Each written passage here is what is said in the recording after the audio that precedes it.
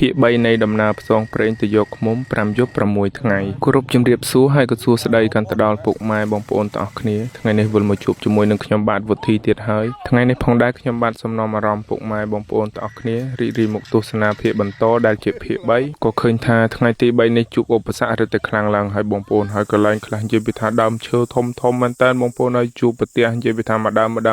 នាក់អបក៏មានដែរបាទហើយឥឡូវមិនឲ្យខាតពេលវេលាយូរខ្ញុំក៏សូមនាំអារម្មណ៍ពុកម៉ែបងប្អូនទាំងអស់គ្នាចាប់ផ្ដើមបន្តដំណើរថ្ងៃទី3ជាមួយខ្ញុំបានគ្រាន់តែចាប់ផ្ដើមសាច់រឿងបន្តក្រោយពេលឡានបានឡើងរួចអស់ហើយគឺពួកខ្ញុំមានការងារសែងម៉ូតូទៀតហើយបងប្អូនហើយចំណុចកន្លែងនេះពិបាកឡើងមែនតើកន្លះក្នុងឡើងខ្លះហេឡើងចុះអីទៅមកទៀតទីឡើងមុនឡើងអីមកចូលហើយអូអីចូលចាស់អី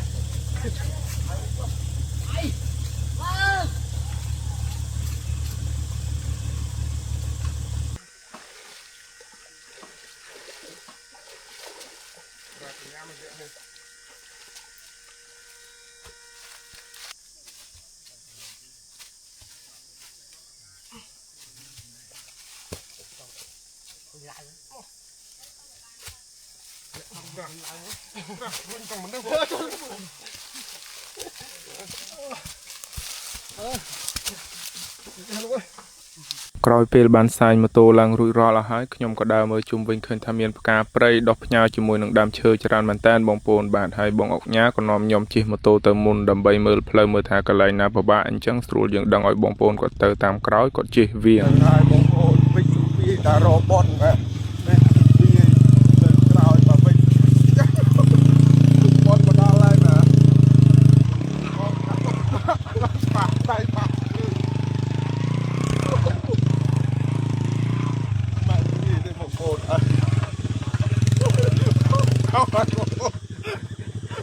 បនលើប្រឡានេះបននៅក្នុងព្រៃអូយ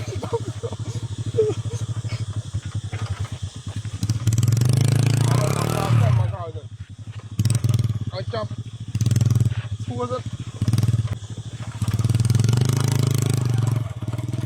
ក្រោយពេលជិះម៉ូតូបានមួយផ្លែតមើលទៅប្រហែលជាស្រួលសរសៃពេកបងក៏គាត់ឈប់ជិះម៉ូតូទៅហើយនិយាយថាផ្លូវបងប្អូនបាទបងប្អូនខ្លះគាត់ថាផ្លូវពិបាកខ្ញុំឃើញថាផ្លូវអត់មានពិបាកអីទេបងប្អូនហើយពីកន្លែងមួយទៅកន្លែងមួយពិបាកតែអ្នកធ្វើដំណើរហ្នឹងចំពោះផ្លូវកន្លែងណានៅកន្លែងនឹងស្រាប់ពិបាកតែអ្នកធ្វើដំណើរឆ្លងកាត់នឹងឯងបងប្អូនបាទហើយខ្ញុំនេះបញ្ចូលសលេងយូរទៅអាសានិយាយលេងខុសត្រូវអីកុំប្រកែកប្រកាន់ខ្ញុំអីពុកម៉ែបងប្អូនហើយយូត្រូវគេណាយ៉ាបានមានអត់ងាពុះឲ្យយូដោះឲ្យវាផងបងយើងសម្រាប់ណាបងសម្រាប់ណាលើមួយទឹកឲ្យកបីសិនមកចាំមានថាយើងសម្រាប់នៅហ្នឹងអញ្ចឹងក្រោយពេលក្មេងៗបានមួយទឹកឲ្យកបីរួចក៏រៀបចំឡើងទៅរកកន្លែងគួសមបងប្អូនបាទរកកន្លែងមកលុបហើយមនុស្សមិនបាច់មួយទេបងប្អូនហើយចំណុចនឹងឆ្លើងសបោណាស់ដោយបងប្អូនឃើញមកហើយអាកុយវាបេះឆ្លើងលប៉ុណ្ណាណីក្រោយពេលឃើញកន្លែងមកលុបល្អមានកន្លែងឈប់សម្រាកដាំបាយហើយឥឡូវឡានក៏ឡើងមកបងប្អូនបាទអូនិយាយពីថាម្នាក់ជន់សបាយដល់ហើយកុំអាលសបាយអីមិនតាន់ដល់កន្លែងពិបាកខ្លាំងទេបងហើយ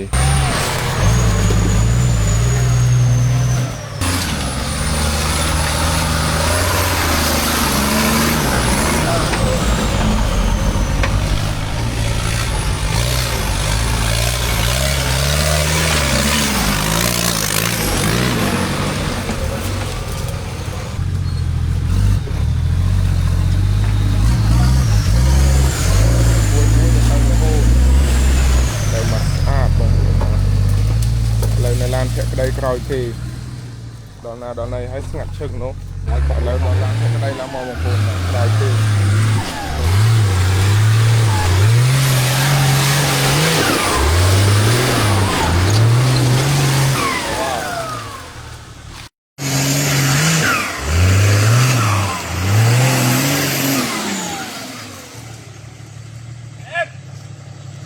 ទៀតណាបងប្អូនបាទភ្ញៀវព្រៃមានអ្នកដាំទេតែមានអ្នកបេះ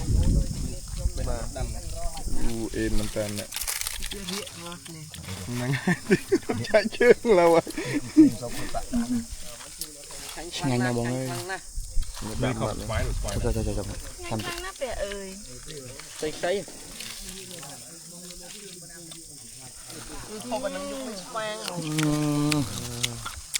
จิตเนี่ย มองเลยครับปลาเหรอไปยังปรังมันขู่ทานไอ้ก็ปรังนั่งไงช่วย แอมបងប្អូនបាទ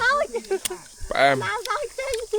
ក្រោយពេលធ្វើតាណាបាន2 3ហត់ក៏ដល់ម៉ោងបាយទៀតហើយបងប្អូនបាទបានសាច់គោបងក៏ទិញមកច្រើនដែរបានយើងស្លហូបបន្តច្រើនថ្ងៃហើយគ្រឿងយើងរៀងអស់ហើយបងប្អូនបាទយើងចេះតែស្លទៅមានល្មៀតមានលឹកក្រែងចឹងទៅក៏ផ្សំទៅបានម្ហូបហូបរួចបានហើយបងប្អូនរកអីទៀតចូលព្រៃបានសាច់ហូបហ្នឹងសំណាងហើយបងប្អូនម្នាក់មួយម៉ាត់ទៅតែប៉ុណ្្នឹងឆ្អែតកាពះហើយយើងមានកម្លាំងធ្វើតាណាតទៅមុខទៀតហើយហូបបាយរួចខ្ញុំក៏ចុះទៅអូរដងទឹកបន្ថែមទុកហូបតាមផ្លូវបងប្អូនហើយទៅតាមផ្លូវទៅជួបប្រទេសដើមឈើមួយដើមនេះដល់កបងប្អូនមើលទៅធំយកតែមែនតើមានខ្ញុំប៉ុណ្ណឹងដែរជិត80គីឡូហើយមើលទៅឃើញទូចញ៉ែបមួយហ្នឹងដូចសបោចទុំនៅលើដុំថ្មអញ្ចឹងបងប្អូនហើយបាទអញ្ចឹងបានថាតើបានទៅបានឃើញបានដឹងថាប្រទេសខ្មែរយើងនៅមានសម្បូរដើមឈើធំយ៉ាងណាបងប្អូនបាទហើយដើមនេះមិនដឹងថាជាប្រមាណ100ឆ្នាំឬក៏1000ឆ្នាំទេនេះបងប្អូនបាទបងប្អូនគិតថាថ្មឬក៏លាងភ្នំបាទនេះតាមពិតដើមឈើទេបងប្អូនអើយនោះឡើងទៅលើបាទនេះខ្ញុំដើរទៅក្រៅបាត់ហ្នឹងដើរទៅក្រៅបាត់មួយច្បាស់នេះនឹងចេះបាត់ហ្នឹងថាដើមឈើដើមនេះបើតាមតែអោបហើយជាង10នាក់ព្រោះអីនេះគួរវាធំណាស់បាទវ៉ាវ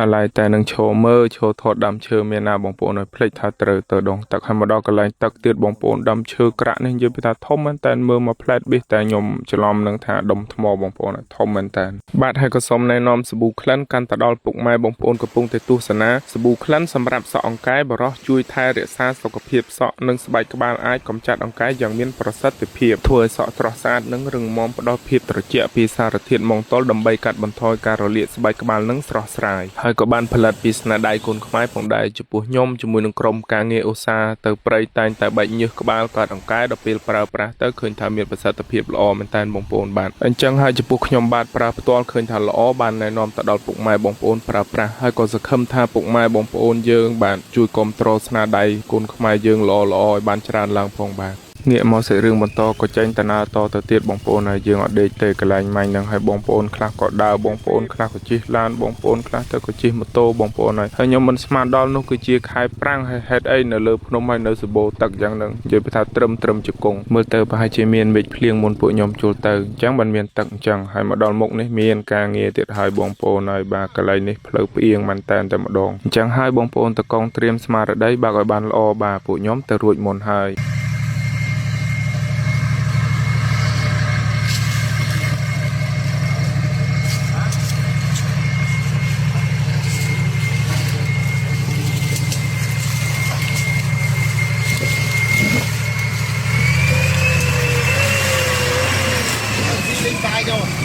đi cài nhau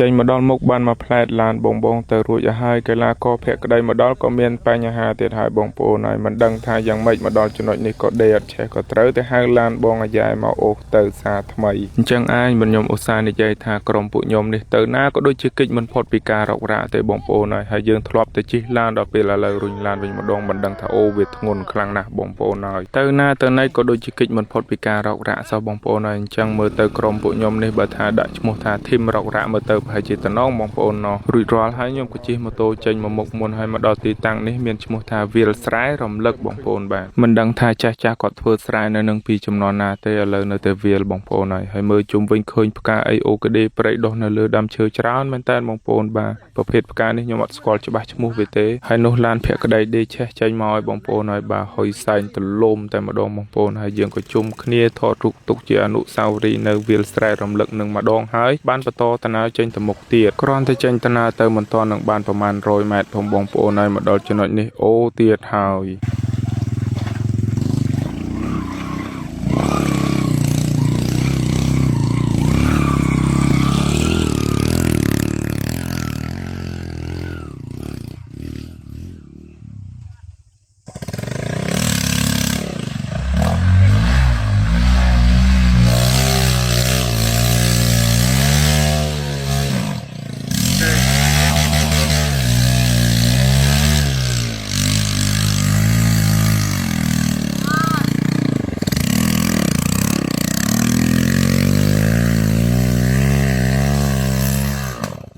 គេឯងទៅរួចធម្មតាមិនដឹងថាកុយវាមានចេតនាធ្វើបាបប្អូនក៏មិនដឹងបងប្អូនហើយរោនិយាយពីថាគ្នាប្រឡាក់ផុកពេញអាវតែម្ដងហើយបងខាងនេះវិញមិនដឹងជាតេះម៉ូតូក៏អីចូលមកកណ្ដាលទឹកឲ្យលុតមែនបាទតេះបានសម្រេចក្រោយពេលបានសម្រេចពួកយើងក៏នាំគ្នាជួយរុញបងប្អូនបាទនេះហើយយើងជិះម៉ូតូឥឡូវម៉ូតូជិះយើងវិញមានអារម្មណ៍យ៉ាងណាដែរធ្ងន់ណាស់បងប្អូនហើយប៉ុន្តែឃើញពួកគាត់3នាក់ហើយខ្ញុំក៏អត់បានទៅជួយរុញទេព្រោះមានគ្នាច្រើនហើយដែរចំពោះបងប្អូនបើកឡានវិញបើបងប្អូនណាគាត់បើកឡានបានល្អជាងគេឡើងចំណុចនេះ smooth បាទអត់តាក់ហើយលឿនជាងគេយើងនឹងមានរង្វាន់ជូនពួកគាត់ឥឡូវពួកគាត់មកហើយ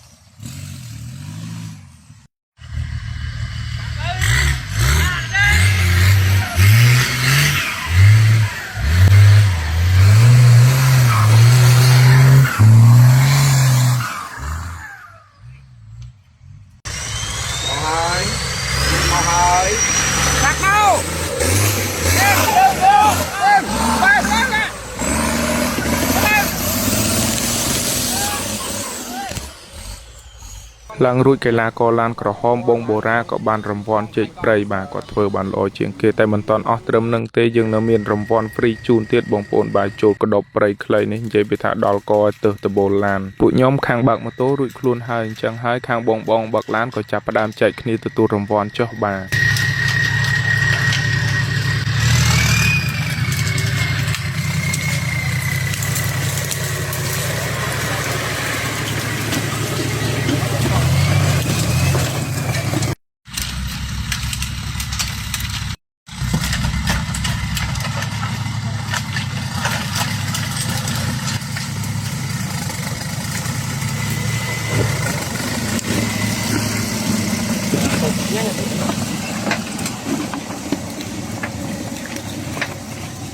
កាត់មកដល់ពេលយប់ក៏ដល់ពេលនាំគ្នាកាច់សម្បុកដេកហើយបងប្អូនថ្ងៃស្អែកត្រូវបែកគ្នាខ្លះបងប្អូនខ្លះគាត់ក៏ទៅបងប្អូនខ្លះក៏នៅ